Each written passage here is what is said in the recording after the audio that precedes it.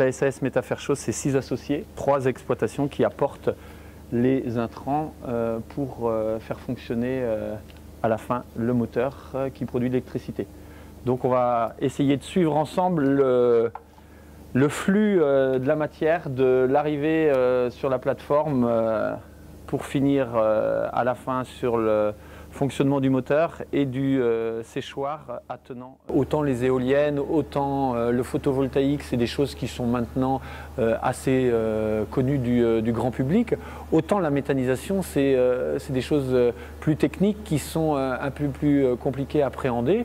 On est à proximité de la commune de Martigné. Ça nous semble normal, cohérent, logique d'informer les locaux de ce qu'on fait dans cette unité où ils aperçoivent ces dômes-là quand ils passent sur la route. En fait, vous retrouvez tout le fonctionnement, le digesteur sur lequel vous êtes monté, digesteur, post-digesteur 1 et 2, la grosse pompe et la préfausse qui est là. Et donc voilà.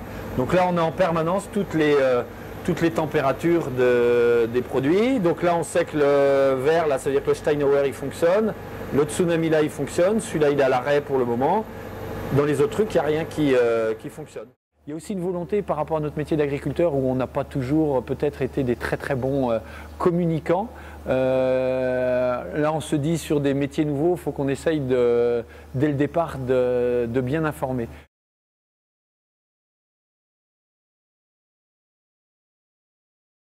On communique en permanence déjà avec les autres agriculteurs qui font la méthanisation. On fait à la fois partie du groupe des méthaniseurs bretons où on a des réflexions d'engager sur le digestat, sur les cultures intermédiaires à valorisation énergétique, sur des échanges sur les problèmes process.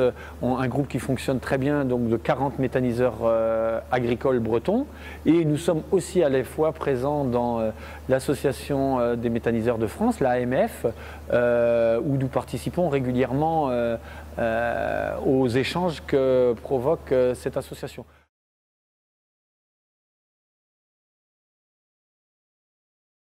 Donc principalement des agriculteurs ou des professionnels le vendredi, et le samedi, vraiment, l'idée c'est de s'intéresser à tout public, quoi, et les locaux et nos relations par les groupes de travail dans lesquels on peut être impliqué par ailleurs dans nos activités. Je pense que c'est intéressant même pour les consommateurs de nos produits agricoles de savoir que grâce à ce projet, on a la volonté d'utiliser moins de protéines d'origine type soja, qu'on a l'intention d'utiliser moins d'engrais chimiques par l'utilisation de nos digestats.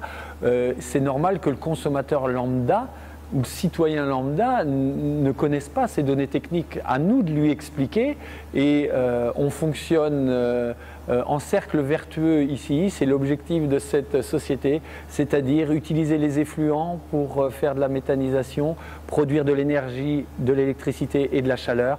La chaleur nous permet d'utiliser, sécher des protéines qui sont présentes dans nos champs pour donner à nos animaux qui vont produire des effluents, ainsi de suite. Quand on explique ça aux consommateurs, ils disent bah oui, c'est pas mal leur truc, c'est tout.